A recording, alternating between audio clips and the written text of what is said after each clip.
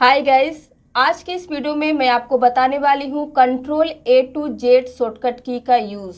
आप इन शॉर्टकट की का यूज करके घंटों के काम को मिनटों में कर सकते हैं, लेकिन इसके लिए आपको सीखना होगा। अब चलिए एक एक करके हम आपको इनका यूज बताते हैं। सबसे फर्स्ट है Ctrl+A। ये यूज होता है सिलेक्ट ऑल। किसी भी टेक्स्ट को सिलेक्ट ऑल कर देगा उस पेज में, चाहे आप कितना भी लिख के रखे हो। फिर है Ctrl+B। इसका यूज होता है बोल्ड के लिए। ये टेक्स्ट को हल्का मोटा कर देता है। जब आप कोई भी हेडिंग देते हैं तो उसे हम बोल्ड करते हैं, उसके बाद उसका डेफिनेशन वगैरह लिखते हैं ताकि हमारा कंटेंट थोड़ा डिफरेंट दिखे, अच्छा दिखे। फिर है Ctrl+C। कॉपी के लिए यूज होता है, लेकिन ये कभी सिंगल यूज नहीं होता है। इसके साथ में हम यूज करते हैं Ctrl+V, मतलब पेस्ट का, कॉपी पेस्ट। फिर है Ctrl+D। फॉन्ट स्टाइल का डायलॉग बॉक्स ओपन होगा। यहाँ से आप फॉन्ट स्टाइल चेंज कर सकते हैं, उसका साइज चेंज कर सकते हैं। जो करना चाहते हैं आप Ctrl+D का यूज करके कर सकते हैं। फिर है Ctrl+E। Align to the centre. जो भी आप पैराग्राफ लिख के रखेंगे वो सेंटर में आ जाएगा सिलेक्ट करके, जैसे ही आप Ctrl+E को प्रेस करेंगे। लेकिन इन सभी काम के लिए आपको पहले सिलेक्ट करना पड़ेगा। फिर है हमारा Ctrl+F। इसका यूज होता है फाइंड द टेक्स्ट। किसी भी टेक्स्ट को फाइंड करने के लिए आप Ctrl+F का यूज करके कर सकते हैं। Ctrl+G go to.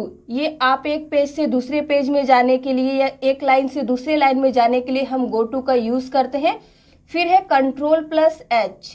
ये यूज होता है रिप्लेस के लिए।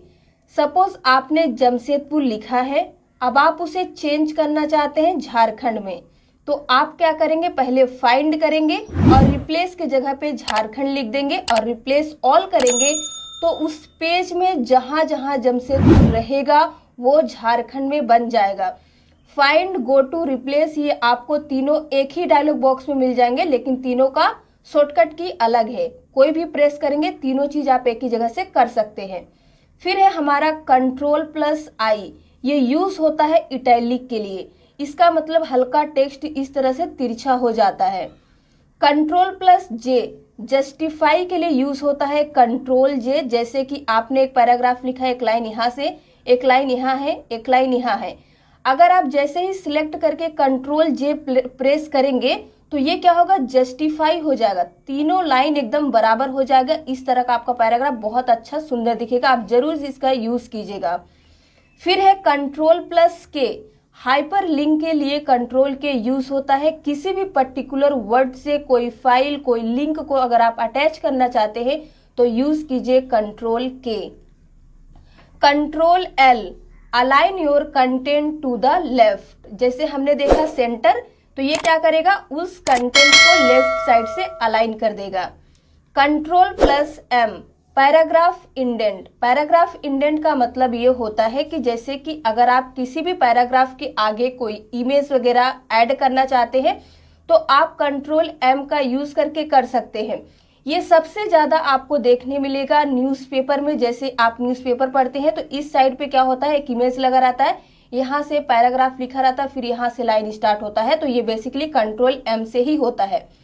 फिर है हमारा Ctrl+N ओपन न्यू पेज।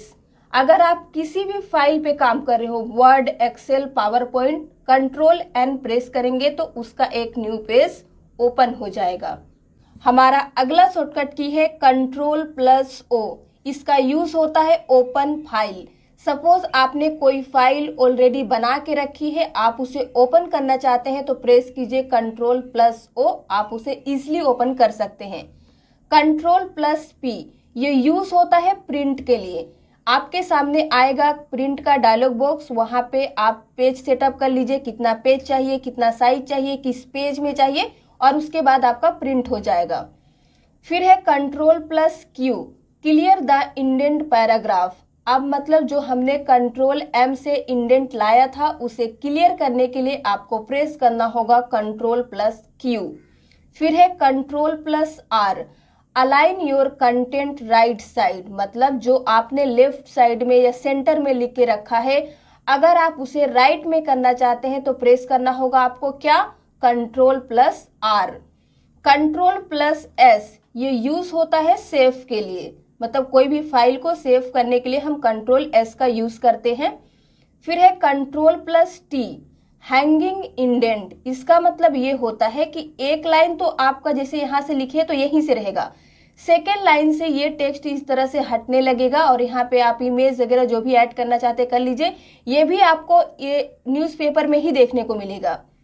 फिर है हमारा कंट्रोल प्लस यू अंडरलाइन, किसी भी टेक्स्ट के नीचे इस तरह का अंडरलाइन लाने के लिए आपको प्रेस करना होगा क्या, control plus you.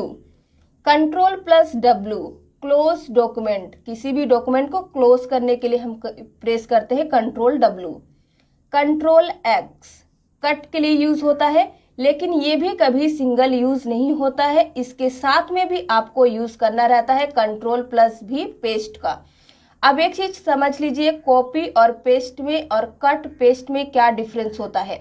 Copy paste में ये होता है कि आप किसी भी चीज को कॉपी करके पेस्ट करेंगे तो ये यहाँ पे तो रहेगा, लेकिन यहाँ पेस्ट करेंगे तो यहाँ पे भी जाते रहेगा जब तक आप पेस्ट करेंगे।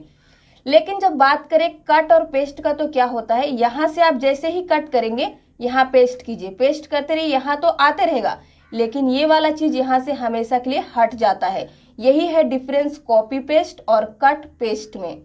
फिर है हमारा कंट्रोल प्लस वाई, रीडू इसे कहते हैं रीडू, इसके लिए यूज होता है। फिर है कंट्रोल प्लस जेड अंडू के लिए यूज होता है। ये दोनों भी साथ में यूज होते हैं। अब समझिए, आपने कुछ लिखा और वो डिलीट हो गया तो आप तुरंत प्रेस कीजिए कंट्रोल प्लस जेड, तो वो